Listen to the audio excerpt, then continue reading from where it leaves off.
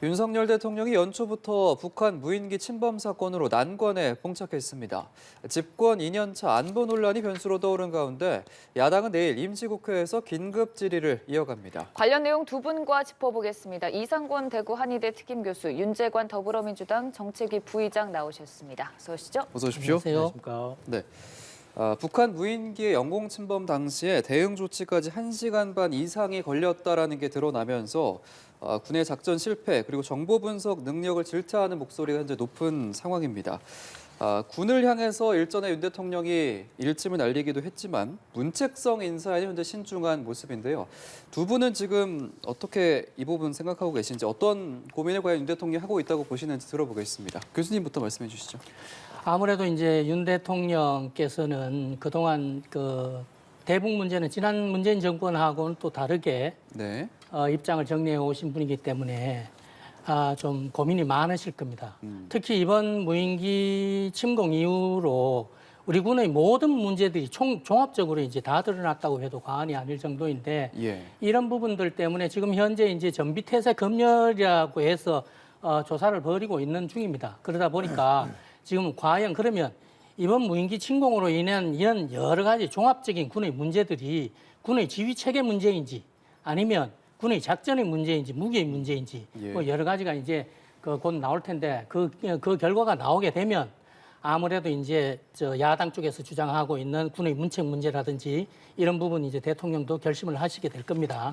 결심을 하시게 될 거고. 예. 그런데 제가 볼 때는 이런 요번이 군의 북의 무인기 침공 이걸로 해서 우리 군의 모든 문제들이 다 드러났는데 총체적으로는 이제 대공 방어망 부분에서 뭐 육군과 공군이 이중화됐다든지 아니면 우리 군의 훈련이라든지 실전 경험이 이렇게 부족했다든지 또 장비는 현대화됐는데 매뉴얼이라든지 이런 부분에서는 좀 안 됐다든지 이런 것도 있지만 예. 제가 볼 때는 우리 군의 이 인적 인프라 이 부분이 지금 완전히 공동화됐다. 왜냐하면 지난 문재인 정권이 적폐청산 이렇게 하면서 당시에 5년 그 안에 중장 이상급 그 장성들이 한 수십 명이 옷을 벗었다고 해요. 예. 그러다 보니까 야전 지휘관, 야전 사령관, 실전 경험이 있는 이 사람들이 대부분 다 실전 경험이 없어지면서 군이 거의 정치화돼 버리는 겁니다.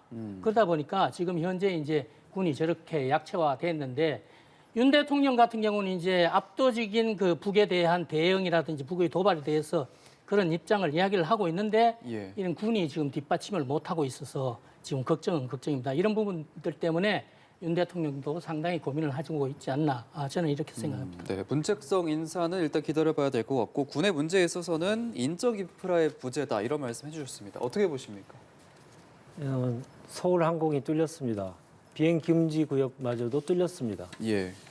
이러한 안보 대참사가 벌어지는 상황에 대해서 정부가 출범한 지 지금 8개월 가량 됐는데요. 전임 정부 탓을 하는 것 그 자체가 이 안보 참사의 원인이라고 저는 생각합니다. 본인들이 대한민국호의 국가 경영을 맡았으면 거기에 합당하는 일들을 하셨어야 되는데 하지 못한 것이 이번에 드러난 것입니다.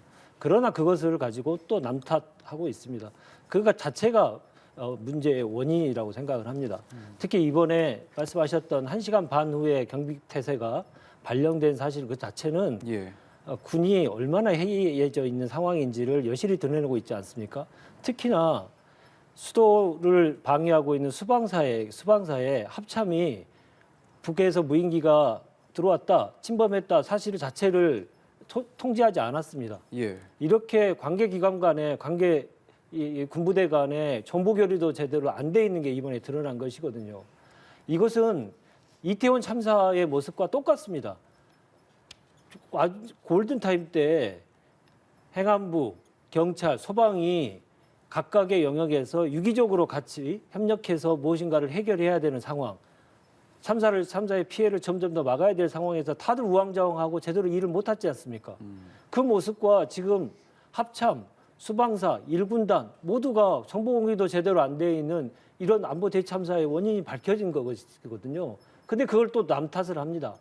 정말 이제는 염치라고 있다고 하면 이러한 안보 대참사에 대해서 전임 정부 탓하는 것은 제발 좀 멈춰주셨으면 좋겠다. 이 말씀을 드리고요. 여러 가지 고민들이 있으시겠습니다만은 정확하게 일을 제대로 못한 능력이 없는 자, 그리고 국민들에게 걱정을 끼치는 공직자에 대한 정확한 신상풀이를 하지 않는 이상 이태원 참사, 이번에의 북한 무인기에 따른 안보 참사 이런 것들은 계속 벌어질 수밖에 없고, 당연히 공직사회의 경각심을 불러일으키는 차원에서라도, 그리고 해이해진 군의 이 기강을 잡고, 그리고 군의 그 문제점을 해결하기 위해서도 국방부 장관 그리고 합참부장에 대해서도 조치가 필요하다고 생각합니다. 네. 예. 참 이번에 북한 무인기 침범 사안을 두고 국민의힘은 전 정부의 잘못이다, 민주당은 현 정부의 문제다, 좀 내탁 공방이 이어지고 있는데, 지금 이 사실뿐만이 아니라 용산 침투 가능성을 제기한 더불어민주당 의원에 대해서도 국민의힘에서 좀 얘기가 나오더라고요. 이게 어떻게 된 일입니까? 예, 그 부분은 아무래도 이제 사성 장군 출신 김병주 의원 네. 가지고 이제 말씀을 하는 건데, 예. 아무래도 이제 국민의힘에 또 선배 장성분이 국회의원이 한 분 계세요. 그러다 보니까 이제 신원식 의원하고 두 분이서 이제 공방을 벌이는 과정에서 이제, 그런데 제가 볼 때 뭐 국민의힘에서 너무 북한 내통설까지 뭐 이야기하는 그런 부분들까지는 좀 지나친 의미인 것 같고, 네. 일단 김병주 의원이 일단 그 군이 지금 그 무능력한 군이 당시에 북의 무인기 항적 부분을 다 놓쳐가지고 탐지도 못하고 지금 나름대로 이제 격추도 못하고 뭐 이런 그 무능력한 모습을 보이던 그 상황에서 예. 김용 같은 경우는 항적을 다 추적을 해가지고 당시에 비행 금지 구역이었던 용산까지 왔다 갔다라는 부분을 줄기차게 주장을 했단 말이죠. 그 당시에는 29일 언론 인터뷰 때까지만 해도 군의 지휘부도 국방부라든지 합참이라든지 이런 지휘부들도 당시에는 항적을 모르고 있었단 말이에요. 예. 그 내용들을 모르고 있었는데 야당의 국방위원회 간사라는 사람이 그걸 알고 언론 통해서 또 공식적으로 이제 그 문제를 제기를 하니까 이제 군과 그다음에 국민의힘에서 문제 제기를 한 내용인데, 네. 예. 제가 볼 때는 앞서도 제가 말씀드린 군의 정치와 정치 군인들의 문제가 좀 있지 않은가 이런 생각을 합니다. 예를 들어서 김병주 의원이 뭐 북한하고 내통했다든가 이런 건 좀 어불성설인 것 같고, 네. 예. 군의 내부 정보들이 군의 지휘부라든지 아니면 국방부로까지 보고가 되기 전에 예. 야당의 정치인한테 그 내부 기밀들이 흘러갔지 않나. 이 부분들이 이게 지금 이제 그 조사 대상이 되고 있고 내부적으로는 치밀하게 조사가 되고 있을 거라고 저는 보고 있고, 이런 부분들 때문에 지금 이제 전체적으로 군의 기강들이 총체적으로 이렇게 망가져 있고 기강이 해이져 있고 이런 상황이라서 이제 그 이야기를 하는 것이지, 지금 현재 뭐 윤석열 정부가 남 탓으로 해가지고 그렇게 하자는 내용들이 아니라 진단을 정확하게 해야 해법도 정확하게 나온다. 네. 이런 차원에서 지난 정부에서는 어떤 문제들이 있었고 이번 정부에서는 그러면 그것을 위해서 어떻게 정리하고 해결책을 마련해야 된다. 이 부분들을 세우려고 하면 진단을 정확하게 해야 되고, 그러다 보니 문재인 정부 때의 문제들도 정확하게 진단이 돼야 된다. 그런 차원에서 지금 문제 제기를 하는 거다. 이런 겁니다. 네, 그러니까 군 지휘부도 이 항적을 잘 몰랐는데 일명 외부인이 이렇게 좀 자세하게 아는 거에 대해서 비판의 목소리가 나오고 있는데, 내부적인 부분에서 좀 지적을 앞서 해주셨고요. 앞으로 좀 개선을 해나가려면 어떤 점들이 필요하다고 보세요? 저는 도저히 저 주장에 대해서 네. 이해할 수가 없는데요. 합참이 국방위에 제출한 자료를 보면 예. 여기 뉴스에서도 여러 그 자료 화면들이 많이 나갔습니다만은 서울항공이 완전히 뚫렸고, 네. 그게 어떤 경로를 통해서 무인기가 갔는지가 정확히 드러납니다. 그것만 보면 서울 지도를 조금만 아시는 분을 본다면 은평을 지나갔구나. 그다음에 종로의 일대를 지나갔구나. 동대문 지나갔구나. 광진까지 갔네. 남산 일대도 간 것 같다. 이렇게 의심할 수 있는 겁니다. 그리고 당연히 그렇게 생각할 수 있는 것이죠. 그래서 그 가능성이 있는지 여부에 대해서 김병주 의원이 처음에 문제 제기를 한 것입니다. 네. 그 다른 게 시작이 아니고 군에서 밝힌 내용을 가지고 기본적인 서울 지도와 대비해 보면 그런 내용들이 얼마든지 의심할 수 있는 것입니다.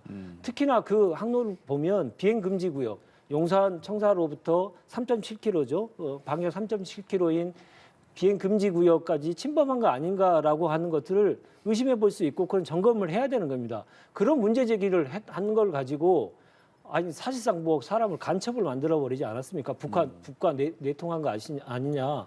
39년 동안 군에서 군에서 나라를 위해서 헌신하신 분을 가지고 일거에 하루 아침에 간첩으로 몰아버렸습니다. 이건 정치의 기본적인 도의도 아닐 뿐더러 얼마나 국민의 얼굴을 찌푸리게 하는 일이겠습니까? 이 점에 대해서는 국민의힘에서 지금이라도 유감 표명을 하는 것이 마땅하다 이렇게 생각이 듭니다. 네. 유감 표명 목소리까지 내주셨는데 좀 다른 주장을 하신 것 같습니다. 유감 표명이라고 하는 부분들은 어차피 지금 이제 조사가 진행 네. 중에 있고 지금 현재 그 여러 가지 이제 군 지휘 체계 문제라든지 작전의 문제라든지 아니면 무기 체계의 문제라든지 예. 이런 모든 총체적인 부분들을 다 조사를 하고 있는데 이런 부분에서 이제 느닷없이 군 지휘부도 모르고 있던 내용들을 야당의 국방위원이 알고 있으면서 먼저 문제 제기를 하고 했기 때문에 그런 문제점이 없는가 이런 부분들은 조사에 포함돼서 같이 진행되고 있다 이렇게 말씀드리는 거죠. 알겠습니다. 자, 이 때문에 야당이 북한 무인기 관련 긴급 현안 질문 필요성을 내세우면서 내일 1월 임시국회를 소집을 했는데 여당은 뭐 역시 방탄국회다라면서 반발이 심한 상황입니다. 좀 어떻게 보십니까? 모든 문제에 대해서 방탄이라는 단어를 써서 본인들의 주장을 하고 계시지 않습니까? 작년도 그렇고 올해도 마찬가지입니다. 그리고 남 탓하고요, 전임 정부 탓하고 이게 이제 레파토리가 돼버렸는데 보십시오. 1월 임시국회를 하자는 이유가 뭡니까? 방탄, 그러니까 이재명 대표 때문에 이루어지는 방탄이다. 그거 할 때, 그 말 할 때 얼굴이 두껍지 않을까요? 아니 서울 항공이 뚫렸습니다. 대통령실이 사진 촬영이 됐다라고 하는 것을 국정원에서 문제 제기를 할 정도로 이렇게 안보에 큰 구멍이 뚫린 상태입니다. 그 상태에 대해서 국민의 대표인 국회가 정부를 대상으로 해서 긴급 현안 질의 해야 됩니까? 안 해야 됩니까? 당연히 해야 되는 거 아닙니까? 그건 안 하면 국회가 직무유기인 것이죠. 그런데 그것을 또 방탄이라는 표현으로 이재명 대표를 또 끌어들여서 방탄이라고 얘기하면 손바닥으로 하늘을 가릴 것도 유분수죠. 이건 정말 정치의 도의상으로도 아니라고 생각합니다. 알겠습니다. 교수님은 1월 임시국회 소집에 대해서 어떻게 생각하세요? 아니 1월 임시국회 뭐 제가 그 국회법 가지고도 제가 말씀드렸지만 어차피 1월 임시국회는 원래 없던 건데 이렇게 이제 이어서 오늘 이제 그 12월 임시국회가 끝이 나니까 이어서 바로 지금 이제 1월 임시국회로 진행되는 거 아닙니까? 예. 실제로 검찰 조사라는 게 항상 그 구속영장을 치기 전에 수사 막바지에 항상 피의자를 소환을 해요. 피의자를 소환을 하고 난 이후에 이제 구속영장을 치게 되는데 지난번 노웅래 의원 같은 경우에도 12월 6일 이제 소환 조사를 하고 나서 12일 날 이제 바로 구속영장을 칩니다. 그렇게 해서 이제 체포 동의안이 국회에서 부결되는 바람에 지금 이제 불구속으로 넘어가든지 그렇게 되겠지만 지금 이재명 대표도 10일 날 본인이 이제 소환에 응한다고 해서 내일 모레면은 이제 그 출두를 하게 되잖아요. 그렇죠. 그렇게 출두를 하게 되는데 정상적으로 국회가 안 열렸으면은 출두하고 난 이후에 검찰이 구속영장을 치면 구속영장 실질 심사에 들어가가지고 구속 여부가 구속 가능성이 있는 겁니다.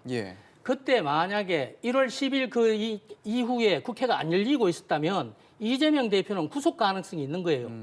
본인이 지금 소환 날짜를 10일로 정해놓고 지금 임시국회가 열려 있는 이 상황 이런 부분들 때문에 지금 국민의힘에서는 방탄국회라고 하는 것이고 지금 이재명의 방탄이다 이야기하는 거예요.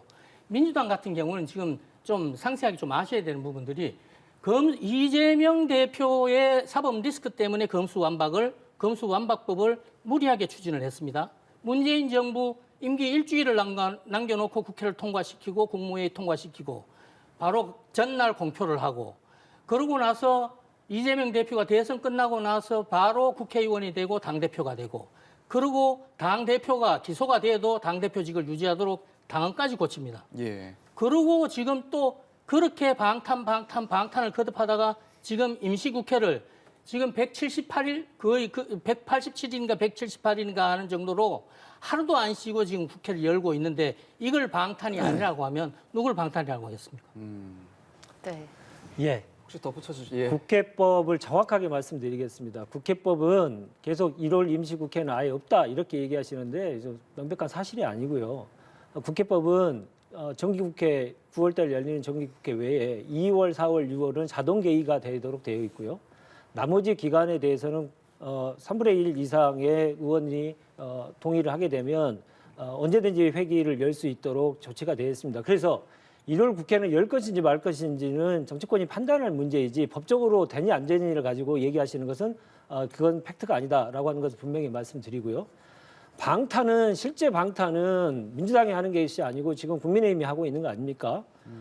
지금 안보 상황에 관련돼서 계속 말씀드렸는데 예. 안보 상황뿐만이 아니고 지금 우리나라가 1980년 5.1 쇼크 이후에 딱 4번밖에 없었던 현상이 올해 벌어질 것으로 예상되고 있습니다. 이것은 무엇이냐면 성장률이 1%대에 불과할 것이다. 저성장에 들어갈 수밖에 없을 것이다. 이런 문제 제기가 계속 지금 있는 것이거든요.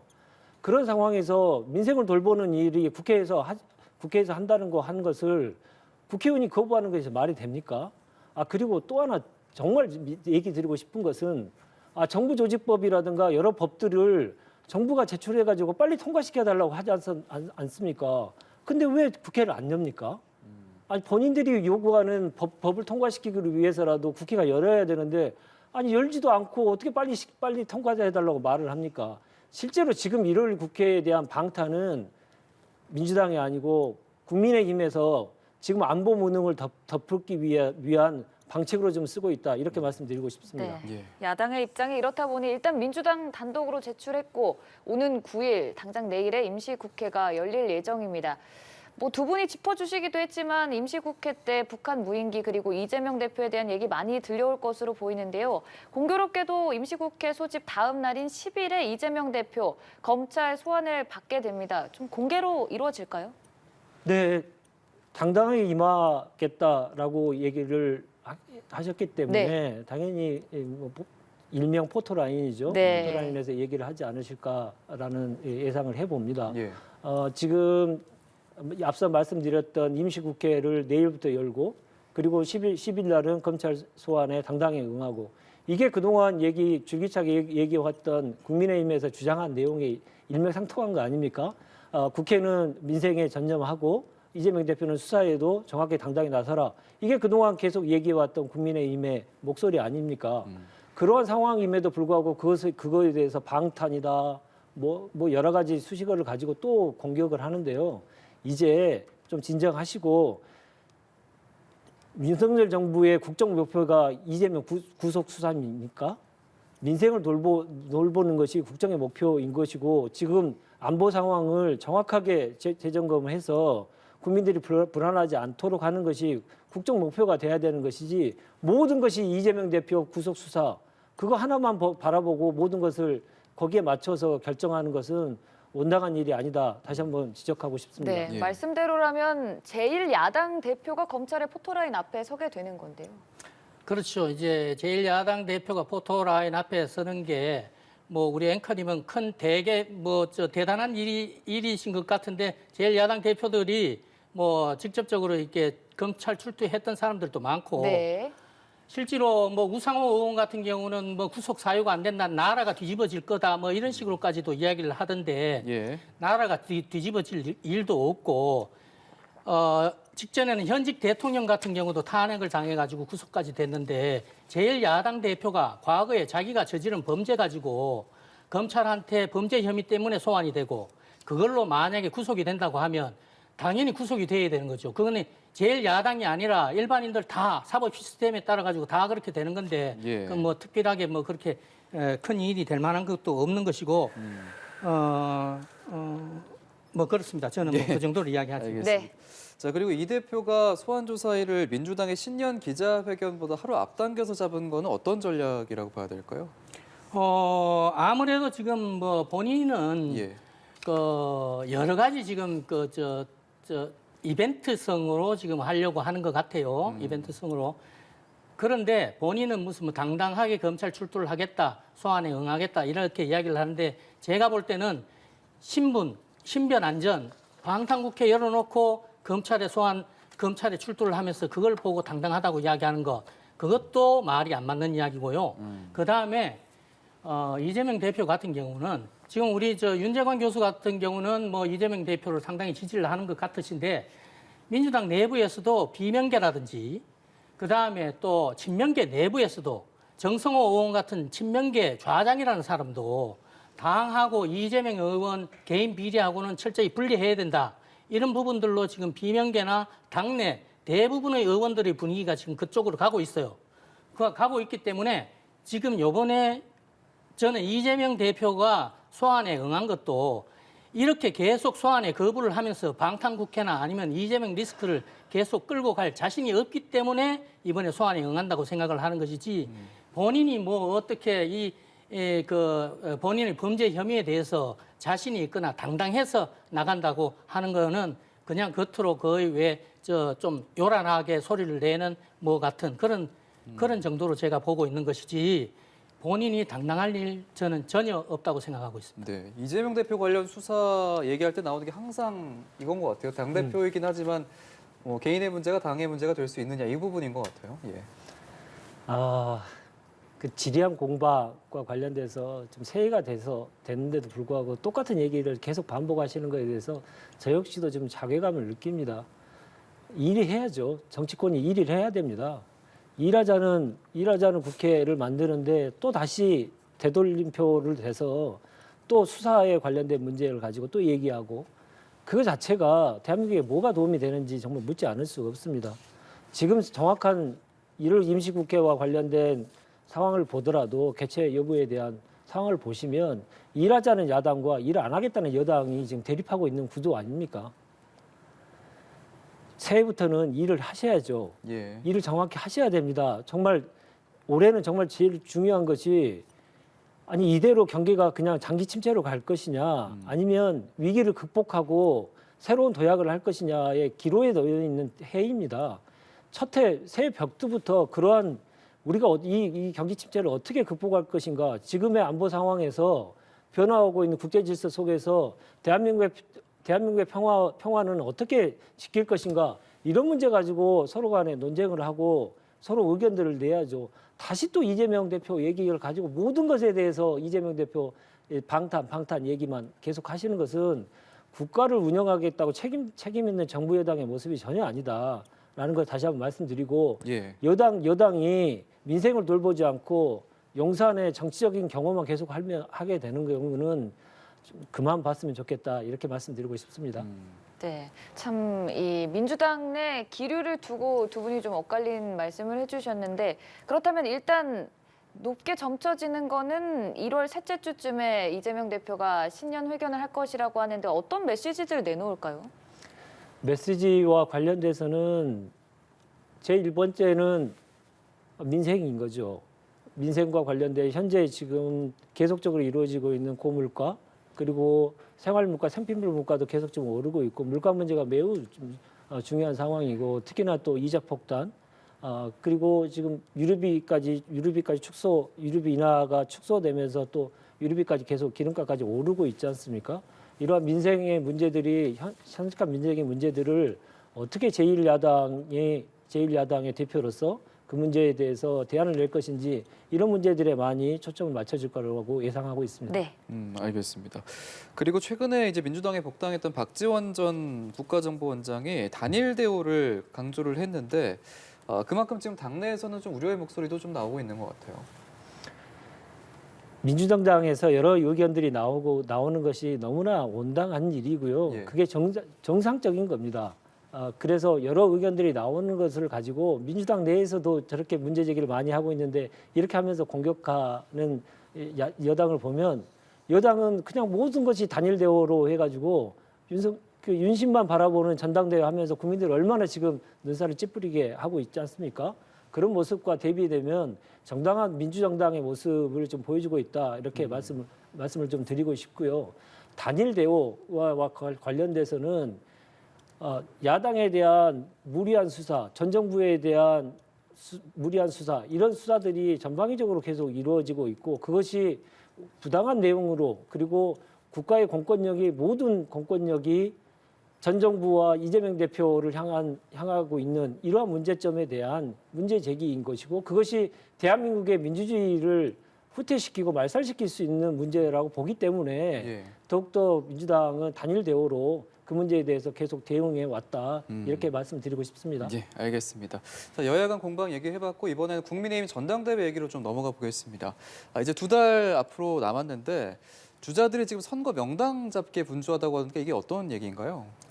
이건 뭐 당내 선거라든지 아니면 그 대통령 선거 모든 게 여의도가 아무래도 정치 1번지고 여의도가 정치의 중심이다 보니까 예. 거기에 이제 뭐 어느 빌딩에 선거 사무실 차린 분이 대통령이 됐다고 하더라. 뭐 이렇게 해서 뭐 그런 이야기가 나오는 건데 예. 뭐 여의도에는 빤합니다. 이게 대통령 후보가 캠프를 차린 선거 사무실이나 아니면 그 여야 의원들이 당 대표 선거를 할 때라든지 뭐 이럴 때 선거 캠프를 차리는 것이 뭐든가 이제 빤한데 거기에 무슨 뭐 몇 개 빌딩들이 있어요. 예. 뭐 몇 가지 빌딩들이 있어서 이제 그것이 명당이다, 뭐 아니다, 뭐 이렇게 가지고 서로 선점을 하려고 하는 그런 경쟁도 이렇게 벌어지고 그러는데 내주에 이제 뭐 김기현 의원 같은 경우도 내일 벌써 이제 캠프 출정식을 하지요. 그다음에 안철수 의원 같은 경우도 벌써 이제 그 빌딩 한 곳에 뭐 자그마하지만 이렇게 차려놓고 이랬으니까 안철수 의원 같은 경우는 이제 전에 신한국당이 당사를 마련했고 옛날 YS가 거기에서 캠프를 차려가지고 대통령에 당선됐던 거기를 했던 거고 김기현 의원 같은 경우는 뭐 대산 빌딩이라고 해서 지금까지 여러 대통령 후보라든지 아니면 당 대표 지난 2020년 재작년에 당대표 선거할 때도 뭐 주호영 의원이 했던 그쪽 사무실을 구한 것 같아요. 그렇게 구한 것 같은데 그런 건 크게 이제 좀 가십거리로 이야기가 되고 있는 그런 수준이라고 봐야 될 겁니다. 네, 말씀해주신 인물들을 비롯해서 참 여러 주자들의 당권 레이스에 계속해서 주목을 받고 있는데 최근에 나 전 의원 내놓은 저출산 대책 둘러싸고 좀 말이 나오더라고요. 출산을 하면은 대출에 대해서 좀 탕감을 해주는 헝가리 정책에 대해서 좀 언급을 하니까 대통령실이 우려를 표명했고 여기 홍준표 시장도 그러다가 손절당한다. 하나만 좀 제대로 하라. 이런 입장을 내비쳤는데 뭐 윤심과 연관지어서 나오는 건 좀 뭐 너무 과한 해석인가요? 저는 이제 이번 전당대회 윤심이라는 거는 네. 저는 전당대회 윤심은 그 당심을 받는 사람 어차피 네. 지금 이제 당권 레이스가 시작이 됐으니까 예. 여러 당권 후보들이 이제 레이스를 진행할 거 아닙니까? 그렇게 해서 이제 당심에서 우위를 점하고 당심에서 가장 적합한 사람이라고 하는 사람을 저는 윤 대통령과 어차피 다음 당 대표는 윤석열 정부 성공을 위해 가지고 당이 뒷받침하는데 가장 중요한 사람이라고 해도 과언이 아니니까 예. 윤석열 대통령의 의중이라는 게 당연히 중요하죠. 당연히 중요하지만 지금 벌써 여러 주자들이 뛰고 있는 데에서 윤 대통령이 어떤 주자 한 사람을 집중해서 민다 뭐 이런 거는 저는 있을 수 없다고 생각을 하고 나경원 의원 같은 경우는 당대표 워낙 몇 수째 하고 있는 사람이지 않습니까? 예. 그러다 보니까 당대표에 지금 의욕을 가지고 있는 분이고 당 운영에도 본인 스스로도 이제 뜻을 갖고 있고 그런데 지금 공교롭게도 저출산위원회 부위원장을 하고 있단 말이죠. 네. 그런 부분들 때문에 이제 당대표 양쪽 다리를 다 걸치고 있다 보니까 이쪽에서 이제 나름대로 이렇게 정치를 해온 분이 주목을 받을 만한 그런 말씀을 하셨는데 그게 이제 대통령실과 조율이 안 됐던 그런 차원으로 보면 되는 것이지 그걸 가지고 뭐 윤심이 어떻다 저는 뭐 그렇게까지 나가는 건 너무 나가는 거다 이렇게 생각을 합니다. 뭐 예. 나 전 의원 역시 정치적인 해석은 좀 지양해달라는 입장을 밝혔습니다만 여러 얘기가 나오는 것 같습니다. 정확하게 저는 이렇게 표현하고 네. 싶습니다. 윤심이 나경원 부위원장에게 없다라고 하는 것을 분명하게 대통령실이 메시지를 발신한 정치적인 퍼포먼스다.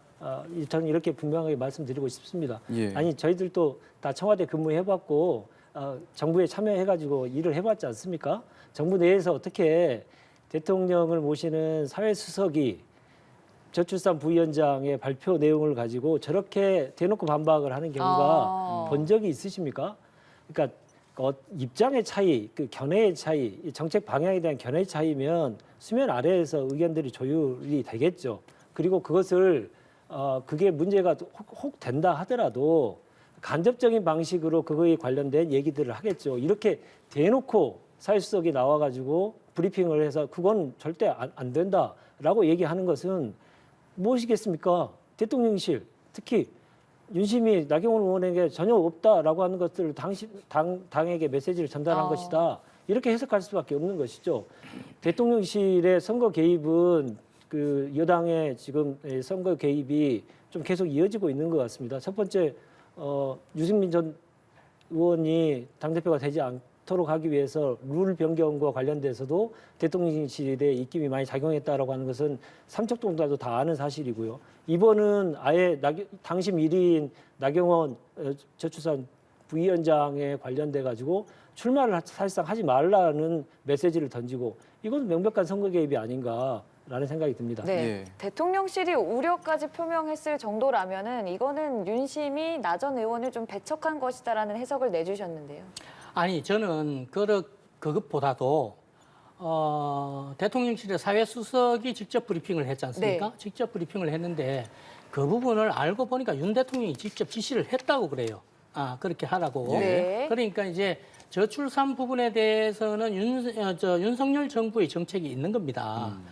그런 부분들 가지고 이제 최종 조율이 돼서 그 나경원 의원이 이제 발표를 하고 그렇게 해가지고 윤석열 정부의 정책으로 이렇게 나가는 게 맞는데 나경원 의원이 좀 성급했던 부분들이 있다. 그런 부분 때문에 이제 윤 대통령이 지시를 해서 사회수석이 이야기를 한 것이지. 예. 그걸 가지고 이제 뭐 좀 전에 윤 교수 이야기한 대로 전당대회와 연관돼서 그거는 뭐 세간의 전부 정치권의 평론가들은 다 그렇게 이야기할 수가 있습니다만 그런 부분들까지는 아니다. 그런 정치에서 그런 정도로 뭐 경험이 많은 대통령도 아니고 그런 부분은 그 정도로 생각해 주시는 게 좋을 것 같습니다. 알겠습니다. 자, 당권 주자가 연대 기류도 좀 보면 지금 얘기 계속 나오는 게 김장연대, 수도권 연대로 계속 얘기 나오고 있는데 좀 어떻게 교통 정리될 거라고 보세요? 제가 아까도 말씀드렸다시피 어차피 이제 당권 레이스가 시작이 되면 예. 대가쟁명식으로 또 많은 분들이 이제 나와서 이제 처음에는 시작을 합니다. 하다가 어차피 이제 이합 집산을 하게 되고 그렇게 하면서 이제 유력 주자들이 추려지고 이번 같은 경우는 이제 전당대회 룰이 변경이 돼서 그 결선 투표제까지 또 이제 됐기 때문에 그런 이합 집산이 사전 예비 운동 때까지는 뭐 덜 할지는 모르지만 일단 그런 부분에서 이합 집산의 전초전이라고 보시면 될 것 같고 예. 김장연대는 이미 이제 뭐 장제원 의원 윤석열 대통령의 뭐 측근이라고 하는 장제원 의원이 개인적으로 김기현 의원과의 연대를 표방을 해서 이제 그건 공식화됐으니까 그런 것이고 실제로 또 안철수 의원하고 윤상현 의원 같은 경우도 이제 수도권에 그 좀 공통점을 갖고 있지 않습니까? 예. 또 이분들은 지난번 그 대선 때 안철수 의원의 지지선은 윤석열 후보 지지선은 같은 경우에서도 윤상현 의원도 또 역할을 많이 했고 두 분이 실질적으로 상당히 또 개인적으로 친분이 있고 이렇기 때문에 결과적으로 전당대회가 진행이 되면 두 분도 어느 정도는 뭐 합칠 가능성도 있을 것 같고 뭐 이런 식으로 보시면 될 것 같아요. 그게 이제 당권 레이스가 진행되면서 자연스럽게 이합 집산이 이루어질 것이다. 저는 이렇게 생각합니다. 예. 당 밖에서 또 야권에서 보는 시각도 궁금한데요. 어떻게 보세요? 아까 말씀드렸던 내용 중에 한 가지만 꼭 좀 말씀드리고 싶은데 이번에 사회수석의 브리핑을 보면서 이런 생각이 좀 들었습니다. 이 서로 조율해야 되는 상황을 조율하지 않고 국민들께 정부 내에서 엇박자를 내는 모습이 너무나 아무렇지도 않게 하시는 모습을 보면서 되게 우려를 저는 개인적으로 많이 했었고요. 지금 보십시오. 대통령실의 사진 촬영 무인기로 인해서 사진 촬영이 됐는지 여부에 대해서도 지금 국방부는 전혀 그런 일이 없을 것이다라고 얘기하고 있지만 국정원에서는 촬영의 가능성을 배제할 수 없다고 얘기하고 있지 않습니까? 예. 정부 내에서도 이 안보 문제에 관련돼서 계속 지금 엇박자가 나오고 있거든요.